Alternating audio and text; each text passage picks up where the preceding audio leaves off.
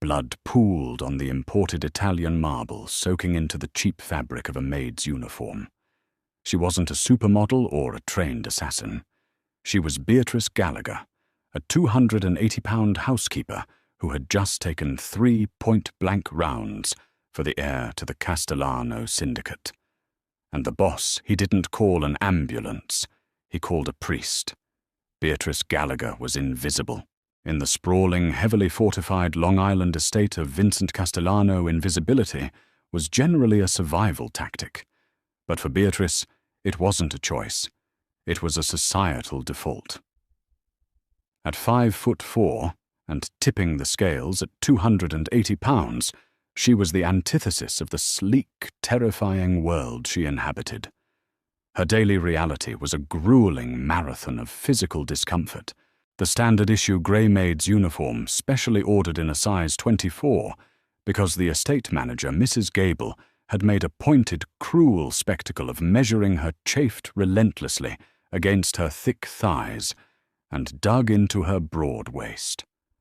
While the younger, thinner maids like Chloe fluttered around the main halls, dusting Ming vases and catching the eyes of the heavily armed guards, Beatrice was relegated to the heavy labor. She hauled commercial-grade Hoover vacuums up sweeping mahogany staircases, scrubbed the grout in the sprawling solarium until her knuckles bled, and hauled industrial bags of laundry through the subterranean service corridors. She knew what they called her behind her back: the rhino, the blimp. She heard the snickers from the capos who lounged in the billiard room, smoking Arturo Fuente cigars. She saw the disgust in Mrs. Gable's eyes, but Beatrice swallowed the humiliation with the same quiet stoicism she had practiced her whole life. The pay at the Castellano estate was triple what she could make at a Marriott, and her mother's dialysis treatments in Queens weren't going to pay for themselves. Then there was Vincent Castellano. The boss of the Castellano syndicate was a man carved from ice and violence. Broad-shouldered, meticulously tailored in Tom Ford suits, and possessing eyes the color of a winter Atlantic Ocean, Vincent moved through his home like a ghost ship. He spoke rarely, and when he did, men died or empires shifted. To Vincent, Beatrice was simply part of the architecture, a large, breathing piece of furniture that existed solely to keep his floors gleaming. He had never spoken a word to her. He had never even looked her in the eye. But Beatrice didn't care about Vincent. She cared about Leo. Leo was 6 years old, with a mop of dark curls and his father's solemn eyes.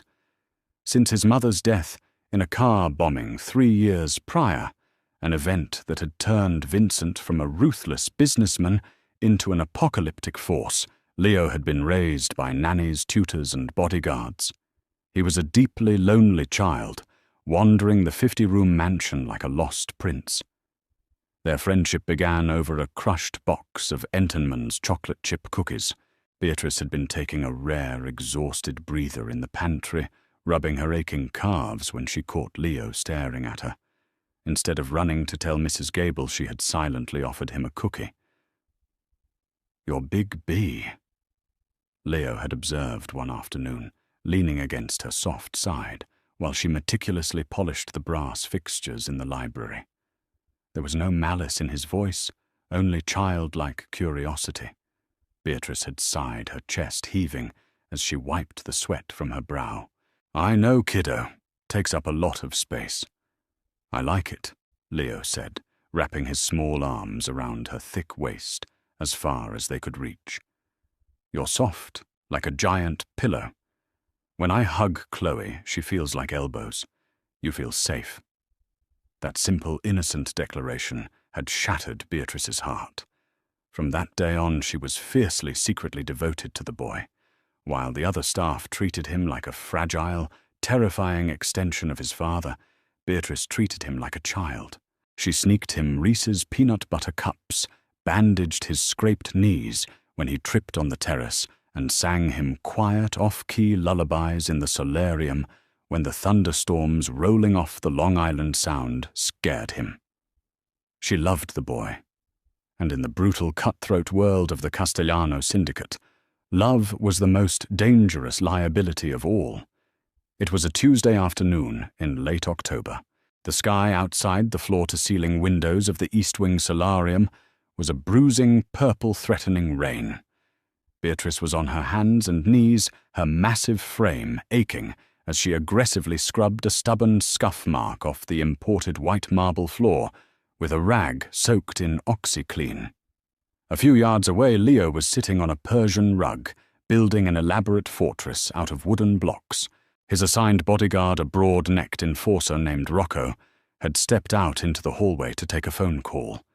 It was a breach of protocol, a fatal one. The silence of the afternoon was shattered by a sound that Beatrice would later describe as a thunderclap trapped in a tin can. Crack. The reinforced glass of the solarium doors didn't shatter. It spiderwebbed violently as a suppressed bullet struck it. Then came the unmistakable sound of a heavy door being kicked off its hinges down the hall, followed immediately by the staccato pop, pop, pop of suppressed automatic gunfire. Rocco didn't even have time to scream. A heavy thud in the corridor signaled his demise. Beatrice froze her heart, hammering wildly against her thick ribs. Her breath hitched panic flooding her veins. 3 men stepped into the solarium. They were dressed in black tactical gear, their faces obscured by ballistic masks. One of them held a compact Heckler & Koch MP5. The other 2 carried Glock 19, equipped with red laser sights. They weren't here to steal the artwork. The laser from the leader's Glock swept across the room, bypassing Beatrice entirely, and locked dead onto the center of 6-year-old Leo's chest. Leo dropped his wooden block, his eyes widening in pure, unadulterated terror. He was too scared to move.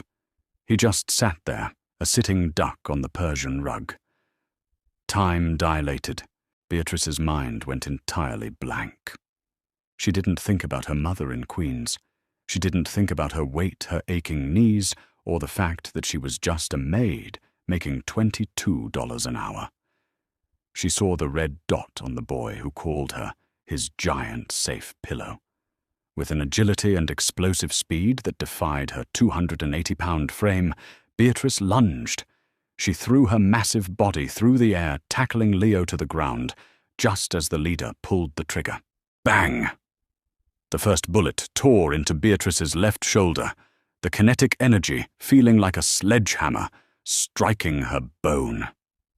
She screamed a raw, guttural sound, but she didn't stop moving. She collapsed over Leo, completely enveloping the small boy beneath her heavy, expansive body. She tucked his head under her chin, burying him in the flesh of her chest and stomach, creating a human shield of fat muscle and sheer willpower. Bang! The second bullet hit her lower back.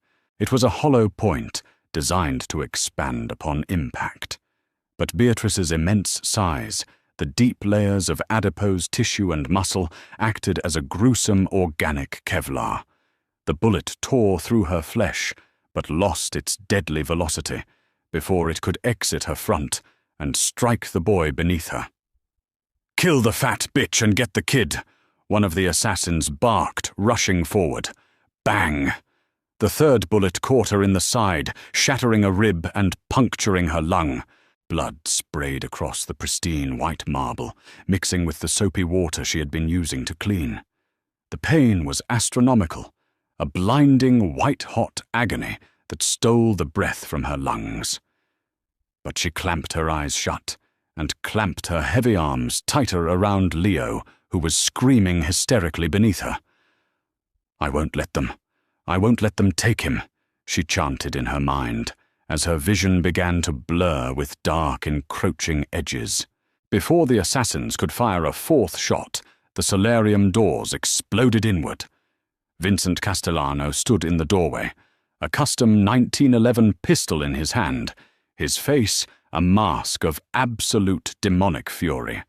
Behind him swarmed half a dozen heavily armed capos. The room erupted into deafening violence.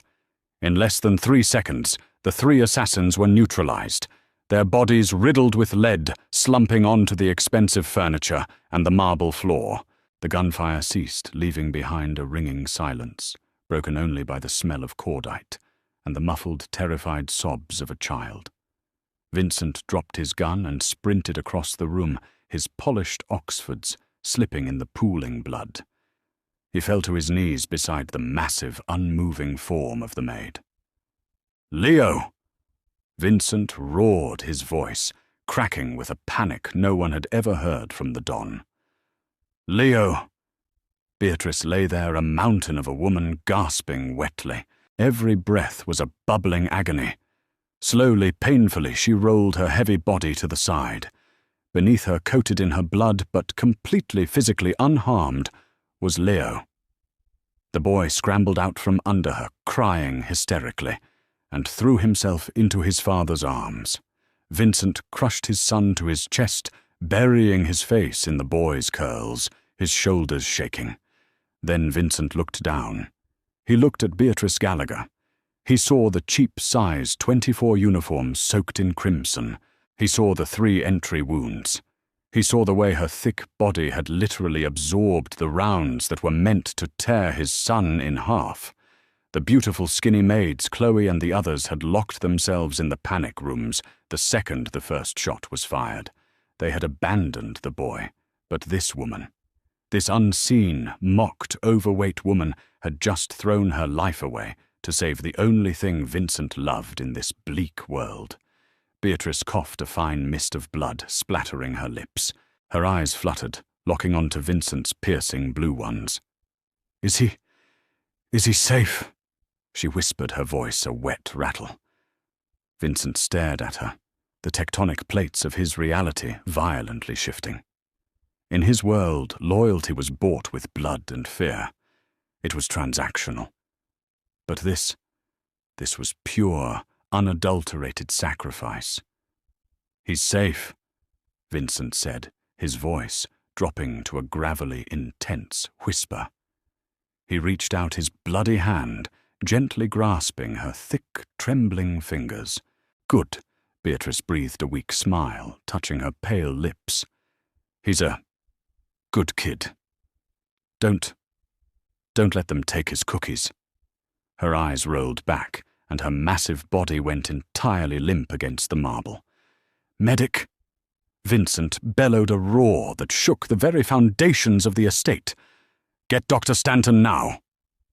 His underboss, a grizzled man named Paulie, stepped forward, looking down at the immense pool of blood. "Boss, look at her. She took 3 to the torso. The amount of blood. She's gone. Let's get you and the boy to the safe house." Vincent's head snapped up, his eyes burning with a terrifying, absolute resolve. He didn't let go of Beatrice's hand. Instead, he pulled a heavy diamond-encrusted signet ring from his pinky, the ring that signified the untouchable authority of the Castellano family. To the absolute shock of every hardened killer in the room, Vincent slid the heavy gold band onto Beatrice's blood-slicked ring finger. It was a tight fit on her thick finger, but he pushed it past the knuckle until it sat firmly in place. "She does not die," Vincent Castellano declared, his voice echoing off the blood-spattered glass. "Bring the ICU to this house if you have to. You save her because as of this second, this woman is under the protection of my name. She survives, and I make her my wife." The room went dead silent. The boss had spoken, and in the Castellano family, the Don's word was law. Beatrice Gallagher's world was fading to black, entirely unaware that the man who had never looked twice at her had just bound their fates together in blood and gold. Consciousness returned to Beatrice not as a sudden awakening, but as a slow, agonizing crawl through crushed glass. The first thing she registered was the rhythmic, sterilized beep of a heart monitor. The second was the smell, a sharp, clinical odor of antiseptic, that entirely masked the familiar sense of the Castellano estate's lemon pledge and imported leather.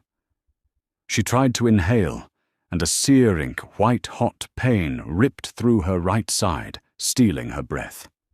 She let out a dry, cracked moan. "Don't move! Your right lung is partially collapsed, and we had to reconstruct 2 of your ribs." The voice was a low, gravelly baritone that commanded the air in the room. Beatrice forced her heavy eyelids open. Blinking against the harsh fluorescent lights, her vision slowly swam into focus. She wasn't in a hospital. She was in what looked like a high-tech intensive care unit, but the vaulted ceiling and mahogany crown molding told her she was still inside the Castellano mansion. Sitting in a leather armchair beside her bed, looking as though he hadn't slept in a week, was Vincent Castellano. He wasn't wearing his usual immaculate Tom Ford suit. He wore a rumpled black dress shirt, the sleeves rolled up to reveal forearms corded with muscle and faded ink. His icy blue eyes were fixed on her with an intensity that made her remaining breath hitch. "Leo," Beatrice croaked, her throat feeling like sandpaper. "Leo is safe," Vincent said, leaning forward. "He hasn't left the hallway outside this room in 9 days. He drew you about 50 pictures of dinosaurs. You've been in a medically induced coma, Beatrice." 9 days. The reality crashed over her. She remembered the solarium, the masked men, the red laser dot, the deafening roar of gunfire, and the feeling of her flesh tearing. Vincent reached out, and to her absolute shock, his large, calloused hand gently enveloped hers where it rested on the pristine white sheets. "Dr. Stanton pulled 3 hollow-point rounds out of you," Vincent said, his voice dropping to a near whisper. "He told me something incredible. He said the kinetic energy of the bullets was meant to shatter bone and rip through organs. But your body, the density of your adipose tissue and muscle mass, it acted as a buffer. It slowed the velocity of the rounds just enough to keep them from exiting your body and hitting my son." Beatrice stared at him, tears prickling the corners of her eyes. For her entire 32 years of life, her body had been a source of public mockery and private shame. It was a burden she'd dragged through the world, apologizing for the space she took up. My weight saved him." She whispered, a tear slipping down her cheek. "You saved him," Vincent corrected fiercely, his grip tightening. "Your courage saved him. The women in my world, the ones who look like models and drape themselves in diamonds, they ran. They locked themselves in the panic room and left a 6-year-old boy to be slaughtered. But you threw yourself into the line of fire." It was then that Beatrice felt the heavy, unfamiliar weight on her left hand. She laboriously lifted her arm, her eyes widening in disbelief. Resting securely on her thick ring finger was a massive diamond-encrusted gold signet ring, the Castellano crest. "Mr. Castellano, what is this?" She breathed, panic fluttering in her chest. "It means you are mine to protect," Vincent stated, his tone brooking absolutely no argument. "The hit was ordered by the Romano Syndicate. They wanted to end my bloodline, but they had help from the inside. Someone gave them the guard rotations. Until I find the rat, no one in this house is safe. I need a mother for Leo, someone who has proven with her own blood that she will die for him. And I need a wife the Syndicate knows they cannot touch." Beatrice shook her head, ignoring the throbbing pain. "You can't be serious. I'm a maid.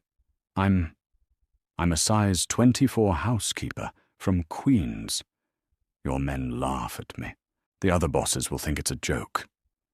Vincent stood up, the sheer imposing size of him dominating the room.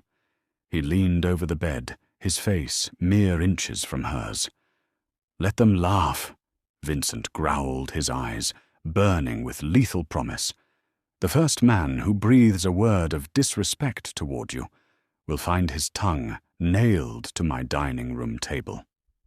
I don't want a trophy, Beatrice. I want a fortress. And you are the strongest woman I have ever met." For the first time in her life, Beatrice looked at a man and didn't see pity or disgust. She saw absolute, terrifying reverence. The recovery was a grueling, torturous descent into physical agony, but it was also a crucible that forged Beatrice into something entirely new. For 8 weeks, she was confined to the sprawling master wing of the Castellano estate. Healing from 3 hollow-point bullet wounds was difficult for anyone, but for a woman of Beatrice's 280-pound stature, the physical therapy was a Herculean task. Every breath felt like inhaling crushed glass. Every attempt to sit up sent shockwaves of white-hot fire through her reconstructed ribs. Yet she refused to break. She pushed through the excruciating pain with a quiet, terrifying grit that left the private medical staff in awe. More shocking to the household, however, was the behavior of the boss. Vincent Castellano, a man who built an empire on ruthlessness and emotional detachment, became a fixture at her bedside. He fed her ice chips when the fever spiked. He held her thick, bruised hands while she endured agonizing breathing exercises. The staff, including the previously tyrannical Mrs. Gable, now tiptoed around Beatrice with terrified, hushed reverence. She was no longer the maid. She was the woman who bled for the air. The wedding took place in late December, a fiercely private and heavily fortified affair held in the estate's sprawling, snow-dusted gardens. There were no flashing press cameras or celebrity guests, only the cold, calculating eyes of the Castellano Capo's lieutenants and allied bosses. Beatrice's appearance silenced the entire garden. She refused a wheelchair, choosing instead to walk down the aisle, leaning heavily on a silver-tipped cane. Her dress was a masterclass in custom tailoring. The seamstresses hadn't tried to hide or minimize her massive frame. Instead, they had draped her in heavy, sweeping layers of ivory silk and intricate Chantilly lace that celebrated her sheer presence. She looked imposing, majestic, and undeniably powerful. When Vincent looked at her, the icy, dead ocean of his eyes thawed into a dark, burning possessiveness. "You are the foundation of this family now," Vincent whispered as he took her hand at the altar, ignoring the staring mobsters. "My shield. My queen." When he kissed her to seal the vows, it wasn't a polite, performative peck for the crowd. His large hand gripped the thick, soft curve of her waist, pulling her flush against his hard frame, claiming her with a fierce heat that sent a jolt of electricity down her battered spine. The message to the criminal underworld was broadcast loud and clear: disrespect this woman, and you will disappear. But the honeymoon phase is a luxury the Mafia does not afford. The rat who had sold out the estate to the Romano syndicate was still breathing, hidden somewhere in the ranks. 2 weeks after the wedding, a violent storm lashed against the Long Island coast. Vincent received an urgent encrypted call demanding his immediate presence at the Brooklyn docks. A critical shipment had allegedly been intercepted. Despite his deep reluctance to leave Beatrice and Leo, the business demanded it. He left with a heavy security detail, promising to return before dawn. The estate felt vast and hollow without him. Beatrice was resting in the master suite, her aching back propped up against a mountain of plush pillows. The warm glow of a bedside lamp illuminated the room as she read "Where the Wild Things Are" to Leo, who was tucked safely against her soft, expansive side. A heavy, authoritative knock echoed over the sound of the thunder. Before Beatrice could grant entry, the solid oak door swung open. Paulie Vincent's grizzled, trusted underboss stepped into the master suite. The storm raged outside the floor-to-ceiling windows, casting jagged shadows across his deeply scarred face. He locked the heavy door behind him with a final ominous click. He wasn't smiling. "Poorly," Beatrice said, smoothly closing the children's book. Her maternal instincts flared a sudden icy prickle of adrenaline, washing away the lingering, dull ache in her ribs. "Vincent is in Brooklyn." "I know," Paulie sneered, reaching inside his tailored suit jacket and slowly withdrawing a suppressed beretta. "I sent him there. A wild goose chase to clear the board." Leo gasped, his small hands clutching desperately at the fabric of Beatrice's nightgown as he scrambled behind her massive frame. Beatrice's blood ran cold, but the paralyzing, suffocating fear she had experienced months ago in the solarium was entirely absent. It was replaced by a cold, calculating rage. "It was you," Beatrice stated, keeping her voice incredibly even so as not to panic the child behind her. "You sold out the guard rotations to the Romanos. You tried to have a 6-year-old boy murdered." "Vincent is losing his edge," Paulie spat. Taking a menacing step toward the bed, the silencer pointed directly at her chest. "He let his grief over a dead wife turn him into a ghost.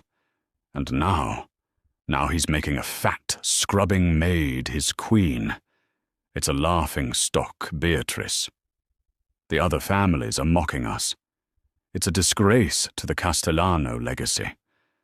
I'm doing the syndicate a massive favor tonight.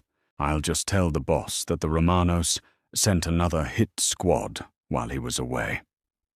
Paulie's eyes raked over her large figure with undisguised disgust. "It's a real shame you were too heavy to run away." Too heavy to run. What Paulie fundamentally misunderstood was that Beatrice no longer needed to run. She was the matriarch of the Castellano family, and Vincent hadn't just given her a diamond ring. He had given her lethal autonomy. "You're entirely right about one thing, Paulie," Beatrice said smoothly, shifting her substantial weight on the mattress, her eyes locked dead onto his. "I am slow to run." With a speed that defied her size, Beatrice's right hand slipped beneath the heavy down comforter. Her fingers immediately found the cold, reassuring steel of the customized, pearl-handled Glock 19. Vincent had placed it there on their wedding night, spending hours patiently teaching her how to grip it, how to aim, and how to kill without hesitation. Before Paulie could even process the subtle shift in her posture, Beatrice drew the weapon from under the blankets and fired. Bang! Without a suppressor, the gunshot was deafening in the enclosed suite. The 9mm hollow point bullet caught Paulie squarely in his right shoulder, exactly where Beatrice had aimed. The sheer kinetic impact spun the hardened mobster violently, his beretta clattering uselessly to the hardwood floor. Paulie collapsed against the mahogany dresser, clutching his shattered shoulder, howling in a mixture of profound shock and searing agony. Beatrice didn't flinch at the noise or the blood. She kept the Glock leveled flawlessly at Paulie's chest, her finger resting precisely on the trigger guard, ready to fire again. She didn't look like a terrified housekeeper. She looked like an apex predator defending her den. "Kick the gun under the bed, Paulie," Beatrice commanded, her voice slicing through his groans with absolute chilling authority. Trembling, sweating, and staring at the imposing woman in sheer terror, Paulie used his foot to weakly slide his weapon out of reach.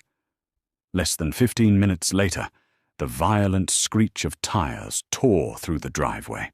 Vincent, having quickly deduced the Brooklyn emergency was a hollow setup, had raced back to the estate at 100 miles an hour. His heart trapped in his throat, terrified he was about to lose everything a second time. He kicked the master suite doors open, flanked by half a dozen heavily armed guards, his customized 1911 raised and ready for war. He stopped dead in his tracks. Paulie was bleeding out on the expensive rug, weeping and neutralized. Beatrice was sitting calmly on the edge of the bed, one arm wrapped securely around a wide-eyed but unharmed Leo, the other holding the Glock perfectly steady, fixed on the traitor. Vincent lowered his weapon, the suffocating panic in his chest dissolving instantly. In its place bloomed a dark, overwhelming surge of pride and intoxicating reverence. He signaled for his men to drag the weeping underboss down to the soundproof basement. Once the room was cleared of blood and traitors, Vincent slowly walked over to the bed. He gently took the Glock from Beatrice's hand, setting it carefully on the nightstand. Then, the most feared man on the East Coast dropped to his knees before his wife. He buried his face in the soft, fragrant crook of her neck, his massive shoulders trembling slightly as he wrapped his arms tightly around her thick waist. "I've got you," Vincent whispered fiercely against her skin, kissing her deeply. "I've got you, my beautiful, brilliant queen." Beatrice held her husband, resting her cheek against his dark hair, pulling Leo in close so the three of them were a singular, unbreakable unit. She had shed her invisibility, bled for this family, and fought a monster in the dark to protect her son. The syndicate would soon learn what Vincent already knew. The strongest fortress in the Mafia wasn't built with concrete or steel. It was built on the unyielding shoulders of a woman named Beatrice. If this story of raw loyalty, unexpected love, and a fierce woman defying all odds kept you on the edge of your seat, we want to hear from you. Do you think Paulie got what he deserved? Drop a comment below with your thoughts on Beatrice's incredible bravery.